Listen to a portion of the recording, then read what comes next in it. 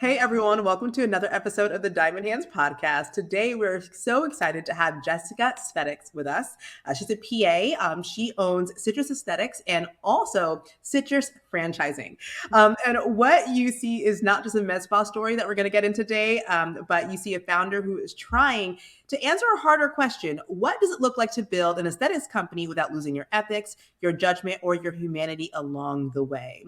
And, Jessica came to aesthetics obviously through medicine, ER background. And, she did not just arrive in this industry from the world of trends first. She arrived through anatomy, risk, responsibility, and the kind of clinical decision making that teaches you very quickly the difference between confidence and competence. So, welcome, Jessica.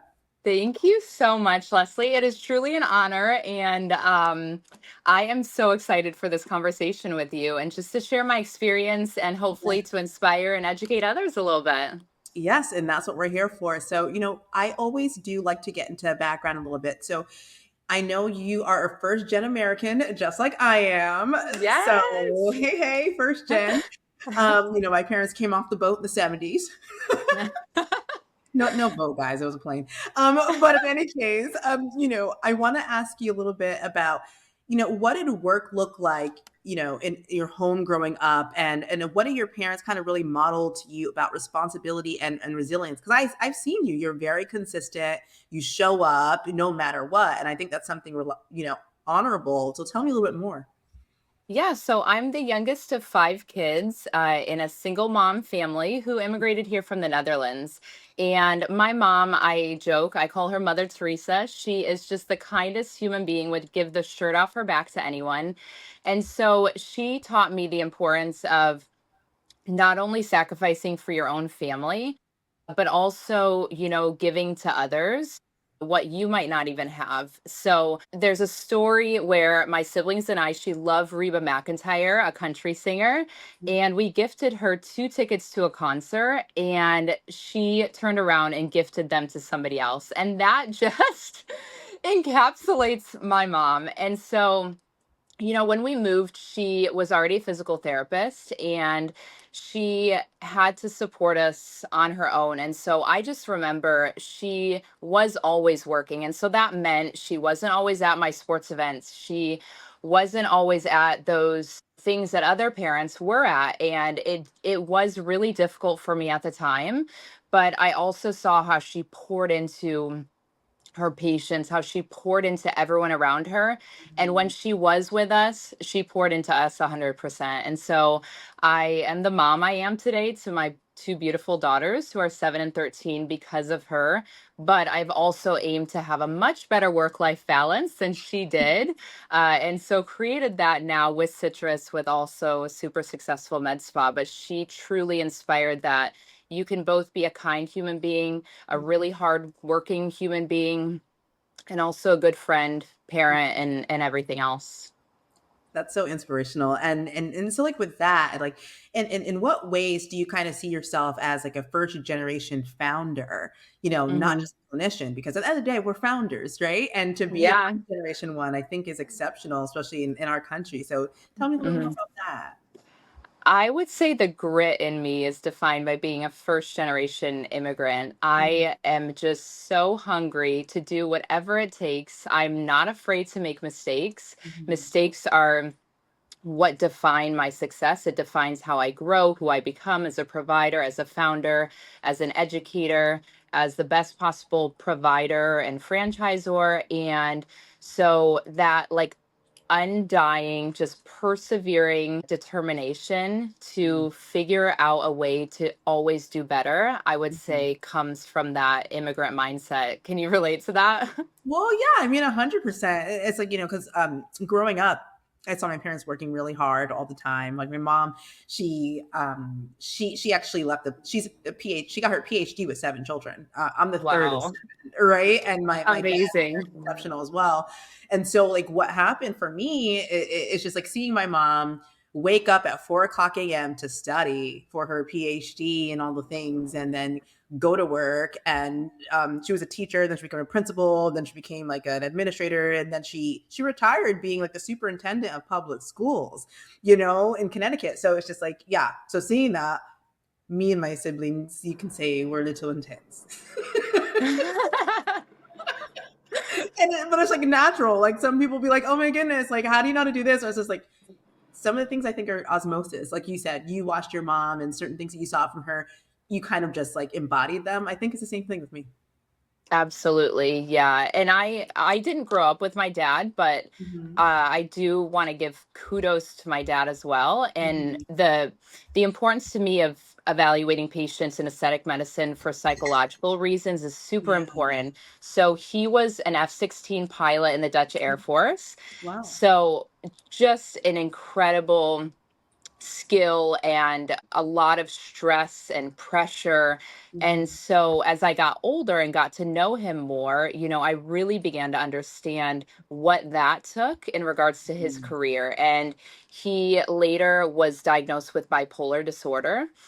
And so that intersection of being able to manage a mental health disorder like that while also balancing a really high pressure career like that is just so Hmm. inspiring to me. So, even though I didn't grow up with him and Hmm. didn't have that possibility to see him firsthand as a child, now understanding as an adult what that Hmm. took really plays into how I approach my patients as well, and how it's so important to take the whole person into account, not just medical Hmm. history, GFE, but Hmm. also psychological state of mind.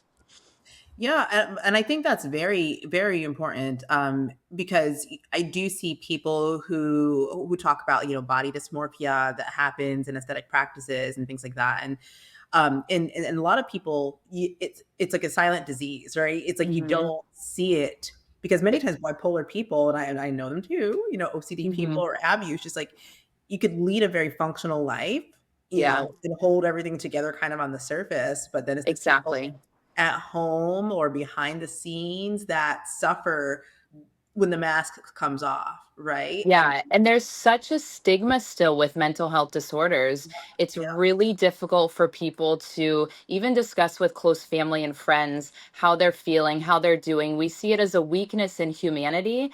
yeah, If you have something, someone can even proudly say, "Yeah, I have diabetes." But does someone proudly say or openly say, like, I am diagnosed with bipolar disorder? no, No. So we no. really need to break that stigma so that people Mhm. feel more comfortable getting the resources they need. 100%. And so with that, I do want to touch on, I know that you actually came up with something that's pretty breakthrough. It's a very kind of breakthrough type of concept in medical aesthetics. And, I don't think it's being talked about enough. And I know that Mhm. you have your protocol called AWQ10, which you Mhm. have, trademarked and everything. This is actually a process, a pre-treatment protocol that you use to kind of screen. So can you tell me a little bit about, the genesis of the AWQ10 protocol, what that means for your practice, how that relates to ethics, and Mhm. how do you think it's going to shape the future of aesthetics as this is something more, taken into account by providers, nationwide. Absolutely. Yeah. So I developed the AWQ10, which is the Aesthetic Wellness Questionnaire. Mhm. And I really want it to be accessible to every med spa owner, every provider to be able to implement it into practice in order to Mhm. do what we took an oath in medical school to do, which is do no harm. Yes. So, right now, there's a significant gap in aesthetic medicine Mhm. in regards to not evaluating someone's psychological strength prior to treatment. Mhm. And we have the power in aesthetic medicine to really give confidence to so many people. But what I found in my research and implementation of the AWQ10 at Citrus is that about 5% of patients are not in a psychologically strong enough state of mind where if we are to move forward with aesthetic treatments, we Mhm. can actually inadvertently cause harm to them, worsen depression, worsen anxiety. We can even cause suicidal ideation. And Mhm. so basically, the AWQ10 is a researched and clinically backed tool. It's 10 questions, all encompassing. It does take into account questions in regards to BDD, body dysmorphic disorder, but it also takes into account current life situations that Mhm. may cause significant stress on that person. Let's say that person just went through a significant financial loss or a divorce. Those things influence their psychological strength as well. Mhm. Each question is weighted. The patient takes it pre-treatment, just like all their consent forms. Their medical history form takes them about 30 seconds. And then the weighted score is completed by the provider, also less than a minute. So super efficient. It incorporates into the EMR really easily. And then Mhm. it stratifies patients into low, moderate, or high risk. That high risk category is the category that we as providers can take responsibility for and decline treatment to. And instead of doing aesthetic treatments on them, we build systems to refer to mental health specialists because that's what they need in that moment. So overall, it benefits patients because it allows that patient to get the resources they need in that moment.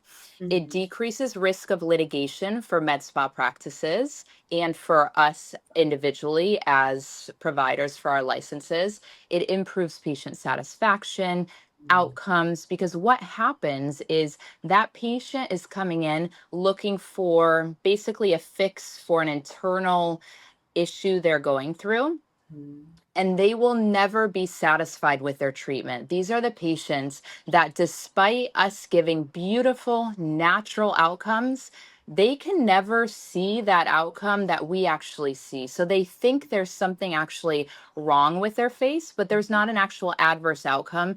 It's that Mhm. there's a disconnect with what they're seeing and what they are actually feeling on the inside. And so they will always be dissatisfied with results, no matter what we deliver to them. So instead of doing the treatments, we decline the care. So this is basically available for public use to be able to be incorporated into any med spa globally. Any Mhm. provider can basically take on the responsibility. I want to become a more ethical provider or practice. Mhm. And that's an available tool that can be incorporated now into essentially any EMR. I mean, and I think that's really excellent. What is Mhm. at the crux of people not wanting to age? Mhm. That's a question to ask. It's like, yes, they may Mhm. go through the divorce, they might go Yeah. through all sorts of other challenges in life, but what's the at the Mhm. crux of that? Because like if someone doesn't want to age and that's their primary fear, Mhm. Is that could a that high be mental? risk? Yeah, that's what I'm saying. Is Yeah, that yeah. No, can what that I be part of found it? is that Curious. no, that is not a high risk. It is not a driving factor that's going to not allow them to be satisfied with treatments. And it's not a factor that requires mental health support and Mhm, resources. I would mhm, say that's a normal for most of the population. We mhm, want to age gracefully, feel good in our own skin, feel confident. And what mhm, aesthetic treatments can do when done exceptionally well by advanced and highly trained providers, it can gift those people the confidence that they're looking for with mhm. beautiful, subtle results. So I don't see that as a high risk factor. Okay, yeah, because I just wanted to understand what your thoughts are about that, because there are some Hmm. people who claim naturalism or have you who would say Hmm. even wanting to get aesthetic treatments in itself is a reaction, a negative one to something that's natural, right? Hmm. Yeah, There's yeah, some people who say that. So I'm just trying to ask for people who might not be in aesthetics who are listening. Who are like, oh, yeah. what does this The mean? exactly. The other really important question that I get asked is, how does this impact profitability? Mhm, So I run an ethical med spa, I incorporate the AWQ10, but I still run a highly profitable business model. mhm, So mhm, how is that possible? Because if you think about it, you get an unsatisfied patient who's high risk if you're not incorporating the AWQ10, you don't mhm, decline treatment. That patient comes back repeatedly. Think about your cost per hour as a provider, or all of the basically additional time that you're then addressing the after effects, let mhm, alone if that person takes it to extreme, and ends up filing suit for any reason. Even Yeah. if you're not in the wrong for anything, that person is so much higher to litigate because they just want a solution for what they're going through in life. Yes, and so with that, I know you did talk about having a provider network of Hmm. mental health therapists, clinicians that Hmm. you refer out to.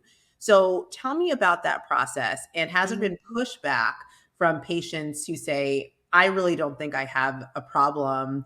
I don't think I need to see an outside specialist. I just want what I came in for or want to be treated to be taken care of." How do you deal Yeah. with possible because when you do volume it's going to happen, right? Like someone's going to be like, Yes. "Oh no, like I've gotten treatments before and had no problem." So, what do you do in That situations? Yeah. That is the natural reaction of every patient. So Mhm, basically, my goal is to provide the education and training to providers to mhm, strategically have that most difficult conversation that's mhm, extremely hard to navigate. mhm, Every patient has that initial reaction. They go through basically the stages of grief mhm, within that conversation.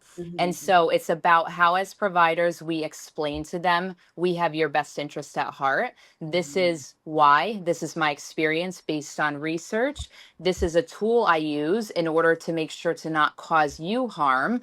mhm. So their first reaction will be anger. Yeah. They start off with denial that they are in a bad spot in life. Then Mhm, we work through, I kind of take it away from them and talk more about my whole practice, what I've seen, what I've experienced, why I'm so passionate about this, and mhm, why I'm okay as a business owner and their provider not taking their money today because mhm, that's not my priority. This is not a transactional practice. mhm, And then they start to ease up a little bit, earn a little bit of my trust, mhm, and we work through those stages. But when I first started off implementing the AWQ10 and declining treatments, patients were yelling at me. They were in my face. They were cussing at me. They were extremely mad. And I was so determined to figure out a way. So I had a breakthrough moment a few months back when I mhm, finally nailed my process in mhm, that conversation. And the patient was so grateful. She mhm, was crying. I was crying because I care about what I'm implementing and what I'm mhm, doing here. And so it is a very strategic process that I, along with basically having the process of the AWQ 10 questions, the mhm. weighted scoring, that I'm also building out training programs for in order to educate providers on how to navigate those conversations. Yeah, I think the communication factor, Jessica, definitely is possibly the most important piece of it. Like you said, like Hmm. getting that protocol down, and someone Hmm. has to go through all the mess of implementing a program and kind of seeing what happens, what pushback, what reactions that you get, right? Because Yeah. the 5 stages is a denial, anchor, bargaining, depression, and then acceptance. So if you can Yes, get that is someone, exactly the process, Leslie. yeah. Literally exactly the process within one conversation every Hmm, patient goes through hmm, when I decline care based on the AWQ10. And at the hmm. end of the day, they're a lifetime citrus patient after that. Well, I can imagine because it's like since you're operating in an ethical way and you're saying, I care about you so much to take care of this root thing first to get a better view of yourself as a person before you start treating something externally that's not going to fix the internal, then that person's like, wow, this person has my best interest in mind. Because can you because so for to our listeners, can you imagine, and especially if you're newer, imagine you have a patient who comes in and they're depressed about something else. They come in and they're thinking that you are going to fix it. And then they nitpick and nitpick and nitpick and nitpick. You could have all the imaging, software in the world, all the things showing like actually your skin quality improved by 30%. But Yeah, it's that is what we they're not call a going to. nightmare patient. Yeah. But we are in the wrong because there's such a gap. I've talked to so many providers and they're like, "Jess, this is brilliant. It Mhm. sounds so simple, but it's brilliant because we've all had the clinical gestalt to know and to kind of give us a clue into this patient is going to Mhm. cause me trouble, but we don't have a solution for it. We Mhm. don't understand why it is. And it's simple. It's because they're not in a good place psychologically. They Mhm. need mental health support first. And Yep. I've referred, and then that patient comes back to me in 6 months when they're then in a stronger state of mind. Yeah, and I really love that. And so if someone wants to get their hands on the AWQ10, how do they do that? You can go to my Instagram, my website. It's available on either. So my Mhm. Instagram, citrusaesthetics.medspa, the website, citrusmedspassandiego.com. It's available there to access. And Mhm. then I'm currently building out more educational programs in regards to those conversations, Mhm. because that's a gap. Even when providers have been implementing it, they Mhm. still need more guidance on Yeah. that. So if there's a gap, people are asking, I'm determined to figure out a way to fill the gap. Yeah. So that's what I'm working on right now. I think that's excellent though. But again, when you're pioneering something, you have to go through those steps of Yeah. ideating and iterating so that you can, you know, get it to be at a stage where anyone can follow it. I think that's excellent, what you're doing with that work. So, Thank you. so speaking about that whole kind of like the psychological aspect of medical aesthetics, you know, let's talk about emotional debt, for example, because it's like some people, Hmm. what happens, for example, when someone overrides a psychological challenge that they see and they bring the patient in because they want to get a couple dollars for the day. What are your thoughts on Trouble. that? But what are your thoughts on that? Tell me more. It is not worth it. Mhm. Let me speak from my less experienced self as a provider. It Mhm. is not worth it. First of all, if you are a provider that actually wants to do what's best for your patients, it's going to go against your morality, your code of medical ethics. Yeah. And second of all, again, going back to that patient is never going to be satisfied. You're going to have to waste, I would call it waste a lot of time because it's preventable, a lot of time in that patient. They're going to cause a headache. They're never going to they just are not the right patient for you at that time. But the good Mhm. news is with implementing AWQ10, they can be the right patient for you in good time, just Mhm. not that time. Yeah, and that's the biggest thing. And so when you think about patient retention, let's talk about Mhm. that a little bit because you know I know that in so many practices and so many courses around the Yeah. industry, people are like, "Oh, how to get your next 10 patients or how to get," and this is like, and you know, for a person who is doing, millions of dollars a year, established client base or patient base, Hmm. team members, they understand, I think, hopefully, not everyone, that retention is the name of the game. That So is the key. Yes, retention, because what's the point of gaining new patients, but on the bottom, they're all dropping out, right? So exactly. tell me more about, patient debt and Mhm. how do you create communication, expectation, and results that help to improve retention over Mhm. time? Where does it start for you? It starts at that first moment of greeting the patient. Mhm. It's very simple nuances, and I do incorporate concepts from the book Unreasonable Hospitality. Have you Mm, heard of that? yes, I have. So, such a phenomenal concept. And for anyone who hasn't heard the story, just a quick brief on what he talks about in a New York restaurant is 4 or 5 ladies have gone on vacation to New York, and it's their last dinner at this fine dining restaurant.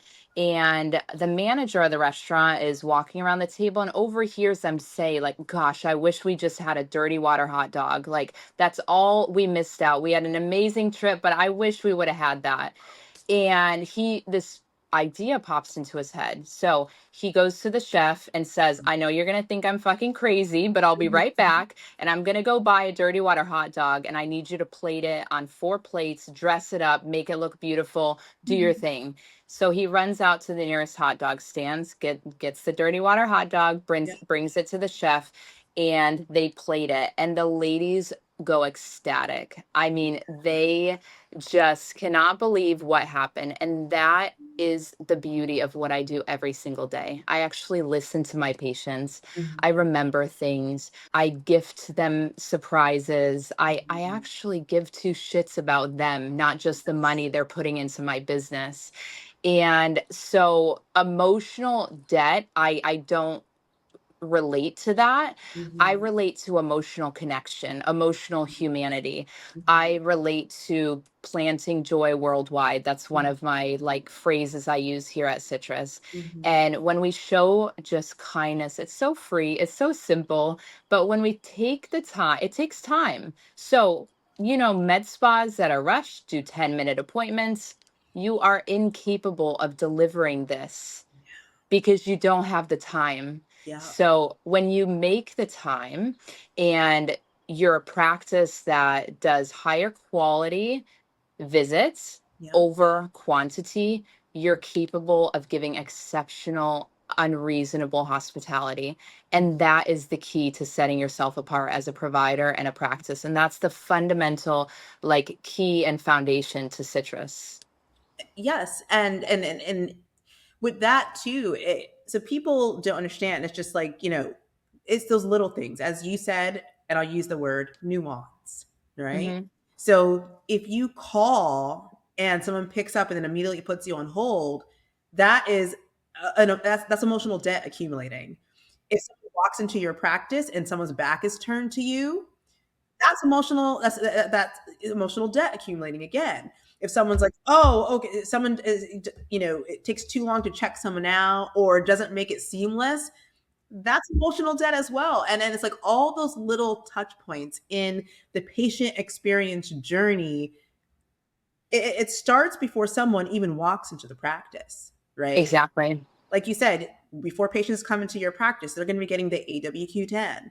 They're going to be getting their pre-treatment instructions. They're going to You be would getting all not those things. believe how many patients now say, you know what, I just came in for a consultation, but I Mhm. knew you were my practice because of Mhm. because of reading the AWQ-10. I knew you actually cared about me and prioritized my well-being because you have this. So it builds trust Yeah. before I even speak to them, before they even come into Citrus, which is Mhm. an incredible thing to be able to, like, that's what we're trying to do. We're trying to build trust with our patients, and Mhm. we're trying to make sure they know I am the best possible provider for you. Exactly. And I think that's definitely where I talk about it a lot in my own work, but trust compression is so Hmm. important, right? And it starts at all those little tiny steps before someone Hmm. even comes in. And this is so important for people to understand how you think, what your origin story is, what your ethos, your principles, your values are before someone Hmm. comes in, so that they know that when I come in, I'm not going to get fucked around with. Okay. Exactly. Because what happens, it's just like if someone's getting a shoddy experience before they even come in, they're that just shows things are going to slip through the cracks when we become a patient. Yeah, 100%. Yes. And people disregard that. So now let me ask you even further, Jessica. Let's talk about in this AI world that we're living in now. Mm-hmm. You know, what do you think is going to be most important in building trust with patients in like the next 5 years? Because, knowledge is a commodity now, right? Hmm.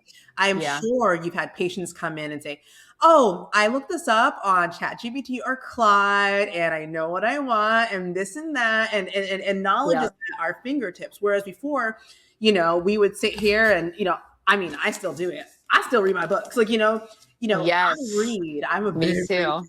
But We it's like talked about this. exactly. But now Pen people, and paper, books, all the things. Yes. all the things, but people are now, they don't even look up things, or sorry, not, they do look up things, but they're substituting brain work with ChatGPT and Claude. Hmm. So how do you differentiate yourself as a provider when a bunch of new people are coming in, making everything look perfect, all the things, and just Hmm. Yeah. AI is such an incredible tool, yeah. but we can't rely on it, and it will never replace human connection. Mhm. So I think it is about how can I make sure that my patients understand, yes, you can use it as a tool, just like we used to use Wikipedia as a tool. Yeah. Like, is it a reliable source? That was always the question. Mhm. Chat GPT is so biased, Mhm. and it will give you an answer that you want to hear, as opposed to a highly educated, trained, ethical provider or med spa. They will not give you an answer you just want to hear. They'll Mhm. actually base it on what is best for you, using the complexity of their training and knowledge in regards to multimodality treatment plans, your skin depth, your age, your goals. And Mhm. that is what it truly means to Mhm. have a unique recommended long term treatment plan for each Yeah. patient. So AI can never replace that. Yeah. And people, wonder or ask, do you think your job is going to be overtaken by AI? I'm not worried about that at Mhm. all, Mhm. because I, yes, to systemize the exceptional care and processes and foundation and mission and vision of Mhm. Citrus for all future Citrus franchisees, I will 100% utilize AI to the fullest capability to be able Mhm. to basically increase efficiencies for citrus med spa owners, improve efficiencies from the patient standpoint in Mhm. regards to any communications. Mhm. But will it ever replace the value that we can bring as highly Mhm. trained providers? No, it can never. The other aspect, so I recently brought on, I'd love to get into a different podcast with you, focus more on technology, innovation, what Mhm. your standpoint is, what mine, because I saw some communications with you and Dr. Subio in regards to skin tightening devices. And I Mhm. know where he stands on that, but I think it's something that we need to discuss and be okay with discussing Mhm. as medical professionals, as individuals like you who attend a lot of conferences. Mhm. But I want to do another podcast on that. In regards to one technology that I just brought on, it's Mhm. called Wonder Touch. And I do see this as a niche technology. So if you haven't heard of it, it's a monopolar radio frequency device, but it's delivered through the hands of the provider. So it utilizes massage technique. It does Mhm. full systemic treatments for cell regeneration, improving energy, decreasing pain, works at 448 kilohertz. The beauty of this device is that we can actually elevate human connection with it. Mhm. Because you know the feeling of going into your favorite massage therapist, right? And Mhm. you're like, this person is God. Like, how do they make me feel so much better? Yeah. So imagine that with the combination of medical innovation and technology with results of radio frequency technology Mhm. in combination with having that human connection, massage, and touch with the provider. Mhm. So that's also a really important aspect of where I think we should be focused, Mhm. because the more AI becomes the first tool we honestly all go to, Mhm. even for, let's say, relationship advice, it's Mhm. absurd as a friend, right?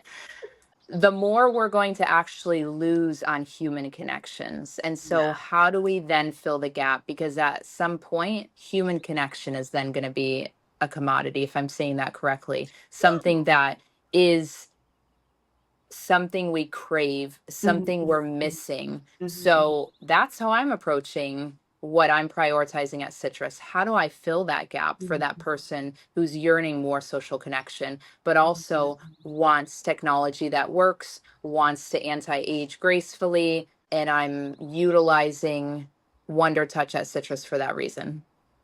Yes, and I think that's excellent. I don't know much about Wonder Touch. I know I've seen, providers who use something that stimulates like the vagus nerve or have you so they Mhm. can like be like more like comfortable or have you. So I mean, there's going to be so many different things and I do think that as humans that connection is already at an all-time low. And I think it has been Yeah. this way because I'm not sure. I'm not going to ask her age on a podcast, but I'm going to say my age. Like, I don't care. Like, I'm going to be turning 40 this year, right? And it's just like, You look well, fabulous. thank I'm you. 37. So Okay, how does it yes. feel to be 40 but act at your prime? How do you feel on the inside?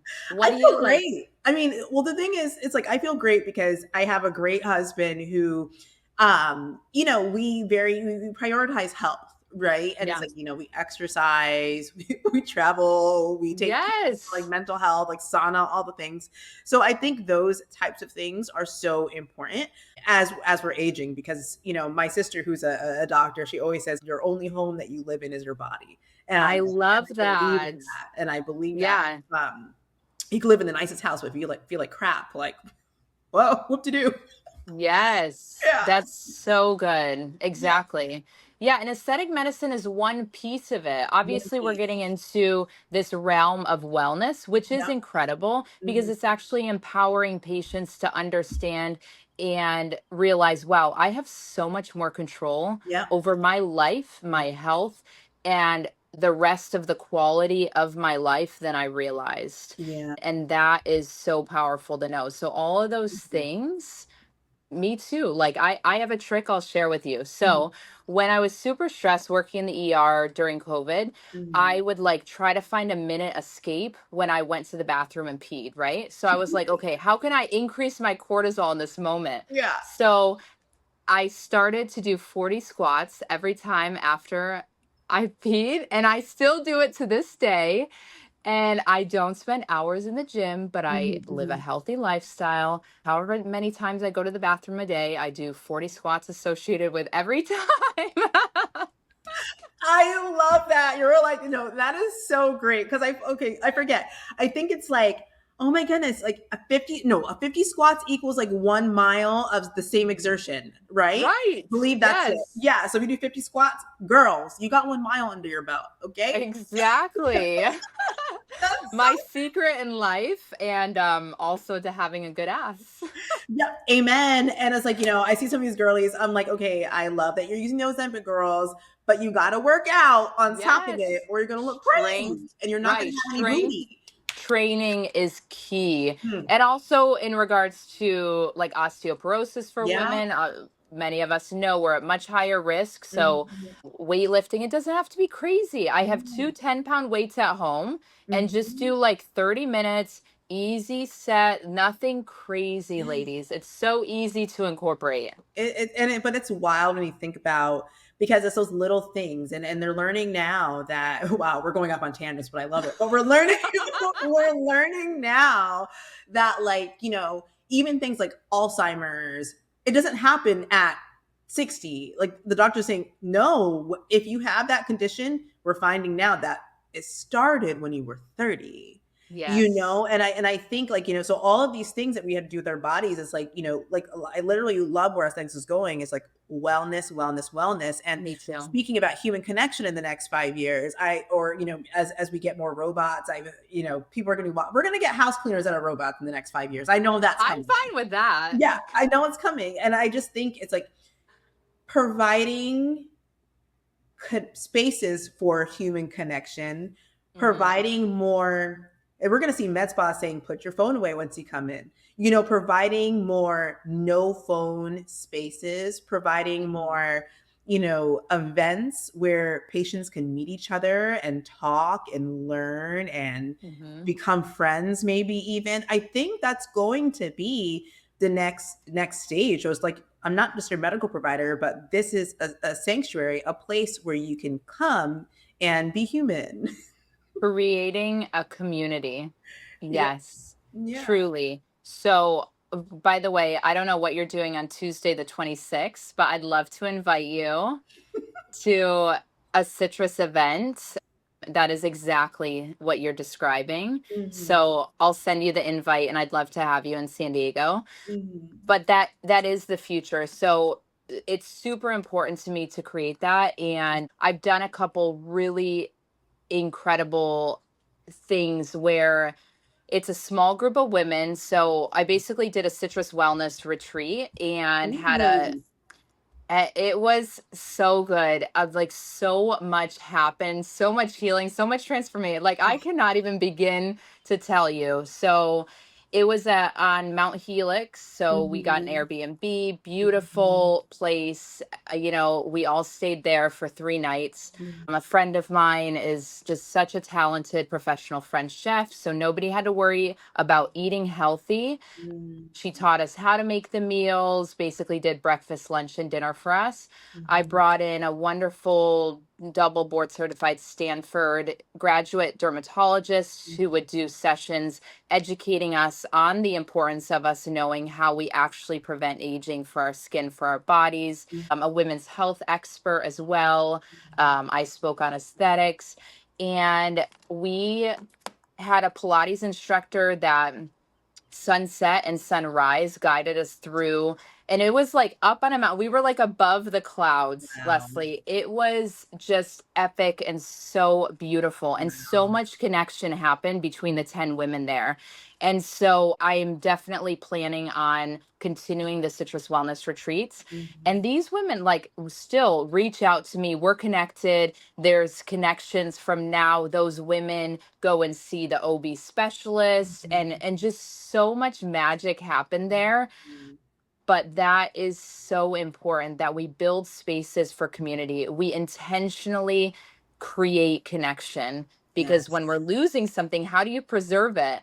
How do you make it contagious when Mhm. it we're kind of losing on those aspects of connection in our daily life? So I'm on a mission in the same way to build those experiences.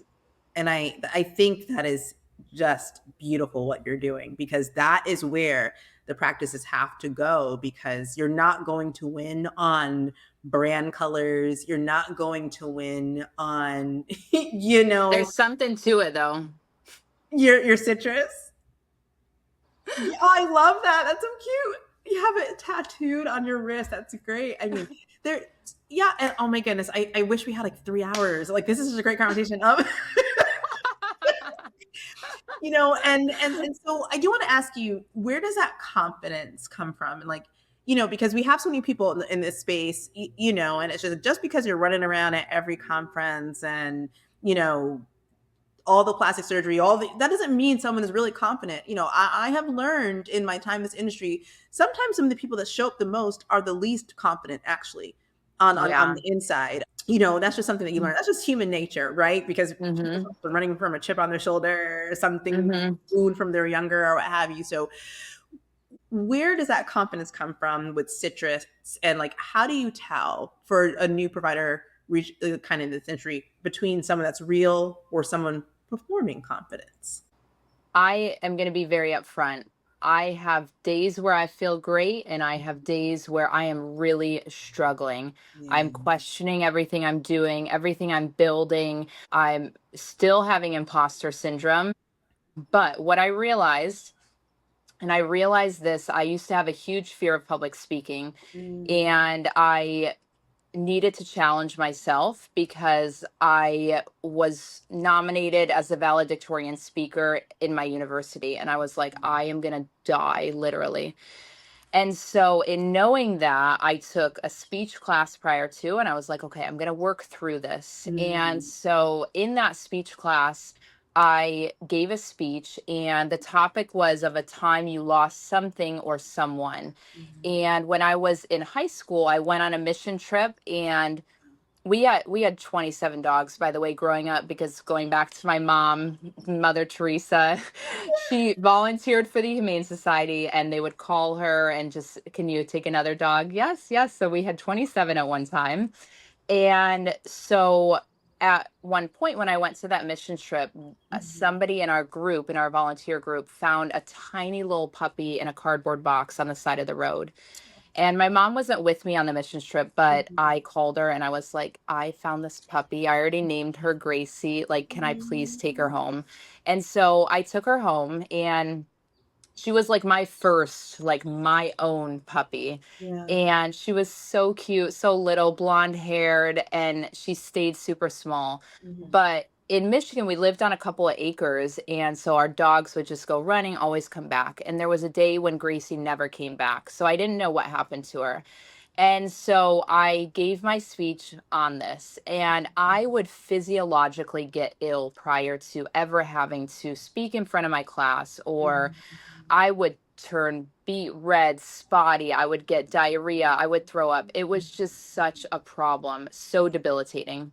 So, all that happened prior to the speech. And in the middle of the speech, I am just like so nervous and I just have a meltdown and I start crying like in the Oh middle of the my speech. goodness. And I just pushed through and I was just mortified. So, when I finished the speech, I get to the bathroom and two of my classmates come up to me in the bathroom and they're like, Jess, you were born to be a speaker. Like, we are so moved by your story. Like, first of all, we're so sorry about your puppy. But, like, have you ever thought of going on to speak? And I was just blown away. I didn't understand, I couldn't comprehend what was happening. And I realized, and I have perspective tattooed on me now Mhm. because their perspective was completely different. Their reality of what they observed was completely different from what I was experiencing on the inside. Mhm. And that was my power. That is when I realized, holy shit, they had no idea that I was having a panic attack. They Yeah. had no idea that I just like lost my shit and started bawling because I was nervous and because I Yeah. was dealing with this public fear of speaking. Mhm. And so that gave me my power to work through. And I've been on international stages now, and every time I still get nervous, Yeah. but I am like golden. Once I'm on that stage, I'm like, I was Mhm. born for this. But You I pushed through. started off like that. Yeah. And so I don't even remember what your original question was. Can you bring me back to? No, I mean, you're answering it because I said, like, how do you know the difference between perform confidence and the real thing? But you Oh, answered yeah. it. So essentially, we are continuing Yeah. to gain confidence on a daily basis. Mhm. We're never set. Life is a roller coaster ride in experiences, in learning lessons. You're Mhm. never set. But Yeah. what I can tell you and what I've learned, I trust people too quickly and I pour Mhm. into people too quickly and I get burned that way. So you ask, how Mhm. can people tell when someone's just faking it? Mhm. We have such a greater intuitive sense than we realize. Just Yeah. listen to your intuition. Don't Mhm. block your intuition out. When you vibe with a person, there's a reason for it. When you Mhm. don't, when they're giving you negative energy or you're feeling cringy, they don't deserve your love and energy and time. Yeah. Yeah, I mean, it's so interesting you say it. So one of my clients, he's an executive at some magazine or whatever. But I remember we were talking, and he was just like, "Yeah," he was like, "How I run my life and how I run my business is like, if I don't get good vibes with someone and I see them on my calendar and I get an ick feeling, I don't meet with them ever again and I stop the relationship." And he's like, the only people that I do business with are the ones where I don't get the ick and where after I feel that after I've had the meeting with them, my energy goes up. He's like, so if my energy One, goes up, he's like, that's a person that I add to like my core group of people and I continue to work yes. with them even if I move somewhere else or do something. He's like, and that's how I work. And I just found that was so interesting. And I was like, yes, because just like you had said at one point that you took in patients that where you knew you shouldn't have them, but you didn't know why Hmm. at that point, but then you knew Hmm. why after. You Same Yes. thing has happened to me. I've worked with practice owners where I got the ick when I talked to them. And I was like, something's not right here. I was like, but I'm not sure what's right. But I was like, I was starting in my business. And so I was like, okay. Something in my heart said, this isn't slide. Like this crossed the standard in my body that I know, but I'm not sure Yes. what. And I still went through with it. And then it just turned into things that I hate it, Hmm. you know? Yeah. And so, yes, I think we need to be more confident, like you said, in following our intuition and then also getting Hmm. help with mental health specialists or whatever to Of course. even retune our nervous systems because sometimes we should be getting the ick and we don't. Yes, absolutely. And I want to remind you, so you reached out. I'm honored. Thank you for the Mhm. invitation for the podcast. What did Yeah, I do? yeah, yeah, yeah. But and that's important. So I think it's interesting. So the last thing I want to ask you, when you choose rooms or as you build your citrus franchise rooms, what kind of founders and providers do you want sitting together as you continue to build the peach empire or That the is lemon empire? such a good question because Citrus is not right for everyone. Yeah, yeah. And the standards I hold and the standards I've built, I will protect with my life. And Mhm, so it's a really important question to ask. mhm. Who's going to be the right fit for citrus? Yeah. It is people who do not prioritize profit and transactions, people who prioritize the patients or the Mhm, clients or the mission or the vision of citrus, mhm. which is to be the gold standard of ethical aesthetic medicine. Yeah. And people who, there's talk of collaboration over competition. Mhm. And someone who initially trained me, she's wonderful. You may know her, Katie Martin. She's a Oh, I PA love as well. yeah, mhm. She's so wonderful. And she planted that seed in me. And I carry that into everything I do. And there's people who just talk the talk, Mhm. but I see her walking it, and that's what I live by. And so it will be people who actually believe in that concept of Mhm. collaboration over competition, but Mhm. also live by it. Yeah. And the other thing is, as far as providers who understand there is always room to grow and learn to become a better provider. Mhm.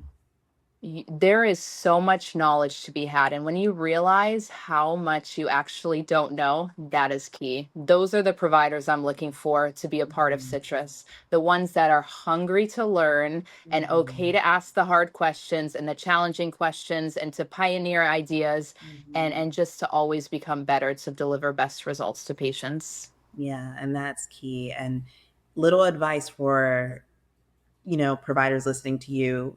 How do you choose the right rooms and how do you get out of the wrong ones faster? Let's leave them with that. Follow that gut feeling. Yeah. When you get that ick, you know you don't belong there. Mhm. Your time is literally so precious. Life is fleeting. Like every day is the opportunity to enjoy life, Mhm. to spread kindness, to have a positive impact on others. So Mhm. don't waste your fucking time on rooms that don't value you, Yeah. that rooms that don't build you.